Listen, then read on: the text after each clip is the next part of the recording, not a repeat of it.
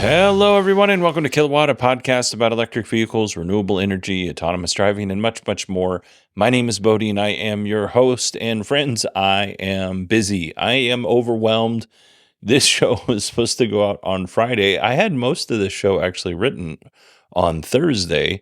And things are just crazy over here at the old Kilowatt Studios. So I won't go into it, but a lot of late nights trying to get things done, trying to get things caught up, and, still trying to spend time with my kids during the holiday season and my wife, not just the kids. And yeah, it's nutty. Right now, I am recording on Sunday night at 9:40 p.m. Everybody has gone to sleep because they are all also tired. So, but I need to get this episode out because it's a new week, so I am behind. So let's go ahead and jump into our EV news.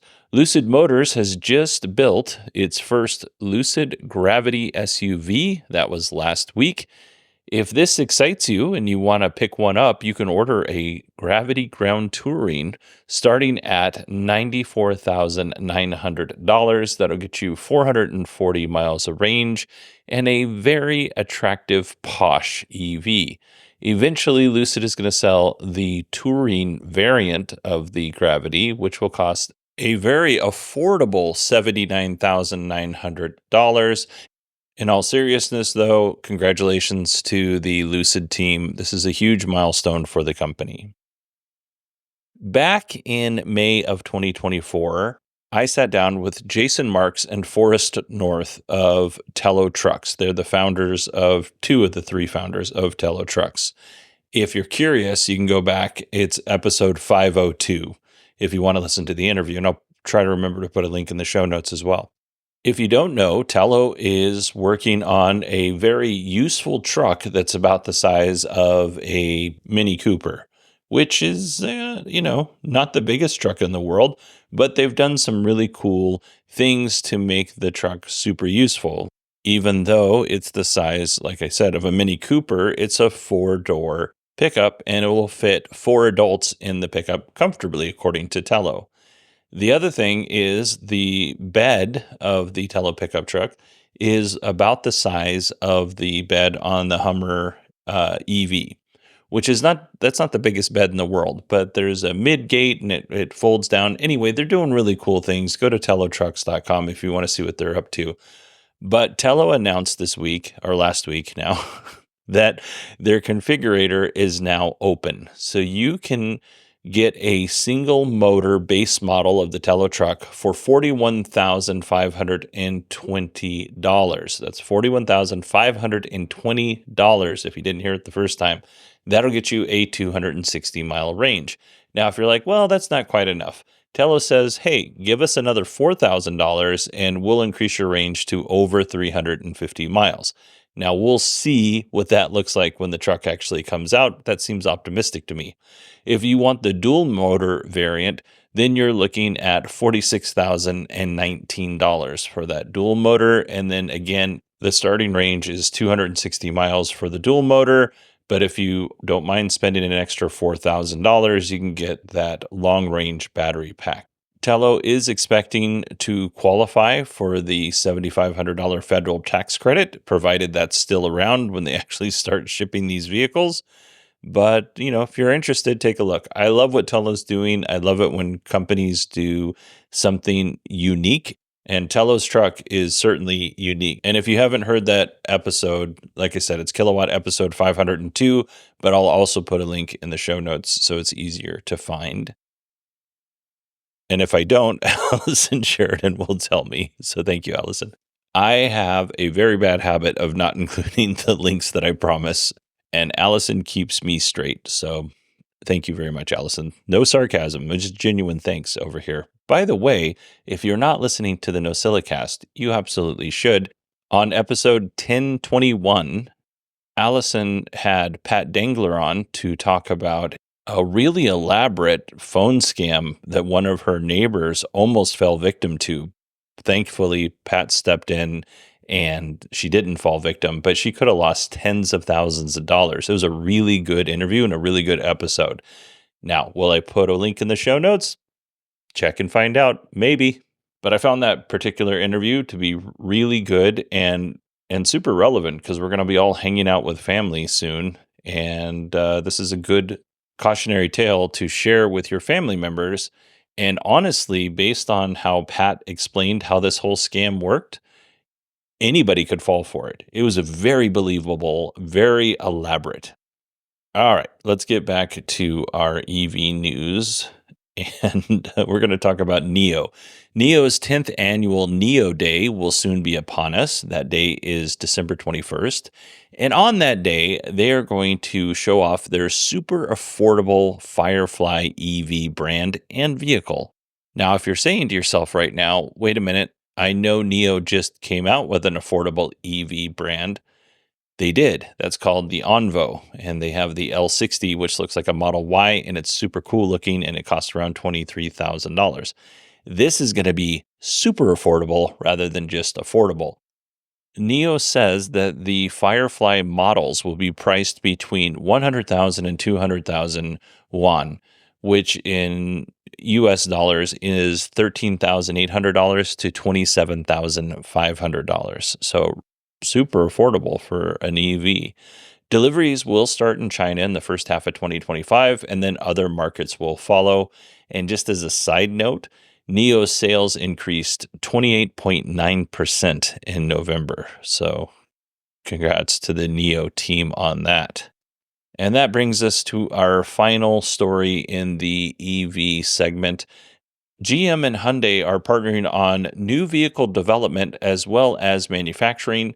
A report from Korean media outlet Pulse claims that Hyundai and GM are working on an EV pickup truck. And if this news made you super excited, I have really good news for you. If you live in Latin America, the truck is said to be marketed towards or built towards the Latin American market. Now, if you don't live in Latin America, then feel free to be sad because it's unlikely you're going to get this vehicle, or at least not anytime soon. One other little bit of GM news, GM and EVgo have doubled their DC fast chargers to 2,000 across 390 different locations in 45 metro areas, and that's just over the last 16 months. GM and EVgo have a goal of 2,850 DC fast chargers nationwide. Okie doke, that concludes our EV news segment. Hey, did you know that you could support this podcast even though I'm sometimes late on producing episodes? You can support the show one of two ways. The first way is go to patreon.com/kilowatt or supportkilowatt.com and become a patron. But if you don't like Patreon, that's cool. There are plenty of people who don't. You can look for a link in the show notes that shows Acast Plus, and you can support the show there, and you get an ad-free experience just like you would on Patreon. And I feel like everybody knows this by now, but it bears repeating. All of the money from Patreon goes back into the show. None of that money goes into my own pocket. It allows me to do things like pay for different subscription services for the show. I don't know, go to CES in January, that kind of thing. So to all the patrons who support the show, thank you very much. And to everybody who's thinking about supporting the show, go give it a look. All right, let's move on to our Tesla news. In October, the Society of Automotive Engineers International released the J3400 connector standard. And on December 3rd, the White House officially announced that the J3400 standard will be the official federal EV charging standard here in the US. Now, if you're not familiar with this particular standard, it's the one that's based on Tesla's charging connector and charging port. But instead of Tesla controlling the connector, it is an open standard, which, you know what? I applaud Tesla for doing this because there's a ton of technology in that particular connector. And it seems like, by all accounts, they're not making any money off of this other than letting other car manufacturers charge on their network. It doesn't seem like they're making much money off the hardware, if any. It doesn't seem like there's any sort of licensing fees to be able that companies have to pay if they want to make these connectors outside of what Tesla's doing. So, yeah, I mean, if I'm wrong on this, let me know. You can email me, Bodie, BODIE, at 918digital. Tesla.com. Speaking of Tesla superchargers and allowing third party manufacturers to charge on them, Nissan Ariya owners now have access to the supercharger network in US and Canada. So if you're keeping track, we have Ford, GM, Rivian, Volvo, Polestar, and the Nissan Ariya all have access to the supercharger network. More to come, obviously.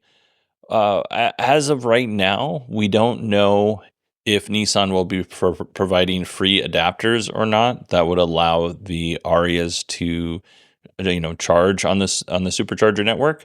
I would imagine that they would either offer it free or at least a reduced price for a little bit, but we don't have any word on that as of yet.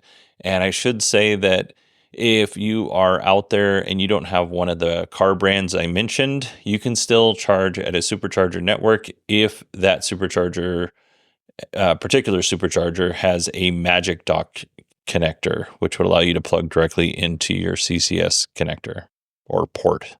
And then I just want to mention this does not include the Nissan Leaf because the Nissan Leaf uses a CHAdeMO standard and not the CCS standard. So only the Ariya at this time.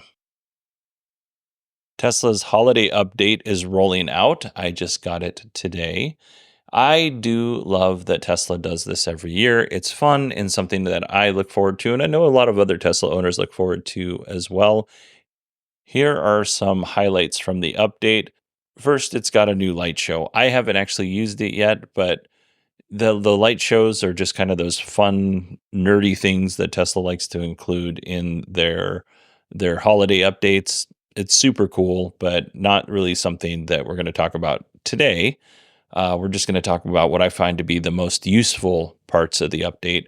The first thing is, first and foremost, if you are an Apple Watch owner, you can pair your watch to your car. And it's super simple to do. It only took 2 clicks. I had to say pair on my watch, and then at some other point in time, I had to say pair on the car. But yeah, I love this feature. I should let you know that you need to have the update installed before you can do this. Like the Tesla app for your Apple Watch is already out. But if you haven't updated your car with the new software, it's not going to work even if you have it on your Apple Watch. Because I had the Apple Watch app for I think 2 days and it wouldn't work. I had to wait for the update. And I was very impatient about it, but now I can. So that's super cool. The other cool feature is you can save dash cam and Sentry mode clips to your phone, and you do this through the Tesla app. If you own a Model 3 that doesn't have a stock, the Model 3 will automatically shift between forward and reverse based on where you're parked. If you're a Sirius XM fan, you can now listen to Sirius XM on your Model 3, your Y, or your Cybertruck. So that's cool. I am a Sirius XM fan, but I won't pay for the service. Let's see. If you're on a road trip, you can set how much energy you would like to have when you arrive at your destination. So if you're, let's say, driving from Arizona to California and you have some running around to do after you get to your destination, you can say, I want I want to be at, 70% when I get to my destination, and it will plan accordingly for you. Super cool. The other one I think is really good is rear cross traffic alert. So you'll hear an audible alert when you are backing up and a vehicle or pedestrian is behind you while you're backing up. You'll also get that red outline indicating that there is a car in that spot or a person in that spot. And then finally, this isn't something I'm super jazzed about, but some of you who live in climates that change, like, it's either hot here or it's not. We don't get a lot of different weather in Arizona, but you'll have weather at destination and precipitation amounts. So that is a cool feature if you live in like Oregon or New England or something like that. But overall, super cool update. Again, I haven't had an opportunity to try out the light show, but here in a little bit, my kid will be here with her Tesla. So maybe we'll put both Teslas in the garage and we'll see if we can't connect them and produce a cool light show between their Model Y or their Model 3 and my Model Y. And that brings us to our final story. Many of you have probably already heard that Elon's $56 billion pay package, and by the way, the amount of that pay package changes depending on the stock price, but that pay package has once again been rejected by Delaware Chancellor Kathleen McCormick. So, for those who aren't up to speed on this, I'm just going to give you a real quick breakdown. A long time ago, Tesla's board negotiated a pay package that was based on performance incentives for Elon, and Tesla shareholders approved that pay package. That was a long time ago. Like, I can't even remember the year, but I want to say 2017, 2018, somewhere around that time period. Tesla wasn't doing great when the pay package was negotiated. Some or all of those incentives that Elon had to meet were met, and earlier this year, Elon was set to receive a large sum of money, but Tesla shareholder Richard Tanada sued because he felt the pay package was excessive and the board was too close to Elon and they didn't negotiate the pay package in good faith. Now, Elon has all sorts of friends and a family member on the board, so I can see where shareholders might get this impression. So anyway, Tonetta sued, and Chancellor McCormick agreed with Tonetta that the sum should not be paid. The chancellor or judge, I've seen it both ways, actually called it an unfathomable sum, and it was unfair to shareholders. So she denied the pay package. That was before June. Now we're into June. It's the Tesla shareholder meeting. Tesla asked shareholders again to vote on Elon's pay package. Without any changes to the pay package, shareholders again voted to approve it. And Chancellor McCormick denied it again just last week. And this is what she had to say. Were the court to condone the practice of allowing defeated parties to create new facts for the purpose of revising judgments, lawsuits would become interminable. So what it looks like to me is that Tesla's board needs to find a more reasonable way to reinstate the package or renegotiate the package altogether. I don't know what this ultimately looks like or what the best way around this is. This is way outside of my purview of expertise, like many things. And yeah, I would imagine that Tesla's got a lot of smart people who want to get Elon his money. Now, Tesla is ordered to pay $345 million in legal fees to Tornetta and other shareholders' lawyers. Not to the shareholders themselves, just to the lawyers. Now, $345 million, I think we can all agree, is a large sum of money, right? Just like $56 billion is a ridiculous sum of money. Well, the lawyers for the plaintiffs, they would like their actual first proposal is for them to get paid in Tesla stock to the tune of $5.5 billion. Like, these jokers wanted $5.5 billion for, I don't know, let's call it a year's worth of work. They got $345 million in legal fees, but they wanted $5.5 billion in Tesla stock for 1 year's worth of work. Even, let's say it's 2 years worth of work. I'm not a Tesla shareholder, but it's no secret, like I said earlier, that Tesla has stacked the board with people that are loyal to him. And the Tesla's board typically recommends rejecting any shareholder proposal that would make that change in any dynamic way, right? If a shareholder puts forth a proposal to be voted on and the Tesla board doesn't like it, whether that's term limits or, there's all sorts of things that they've done over the years that we've talked about. Tesla's board is typically like, we recommend you vote against this. It does seem skewed if the board that's supposed to keep you in check has a bias because they're your friends and family. Although I do like Tesla chair Robin Denholm. Yeah, it's weird, and I'm not sure if this is different in any other companies out there. I would imagine that Ford's CEO doesn't have Jim Farley's brother on the board, or Ford's board, doesn't have Jim Farley's brother, the CEO's brother, on the board. Yeah, I find cronyism in all forms to be gross. I don't know if that's what's happening in this instance, but there does seem to be an element of this that is gross to me. Like, I'll give you an example. Right before the Tesla shareholder meeting, Tesla was offering like experiences. They're raffling off experiences to shareholders if they voted. They didn't tell them which way to vote, but come on now. If they voted their shares, then they could win like a tour of Giga Texas with Elon and Franz von Holzhausen. I think that was one of the things that could be raffled. They're not telling you how to vote, but doing that did seem pretty gross to me, and I was not a fan of that.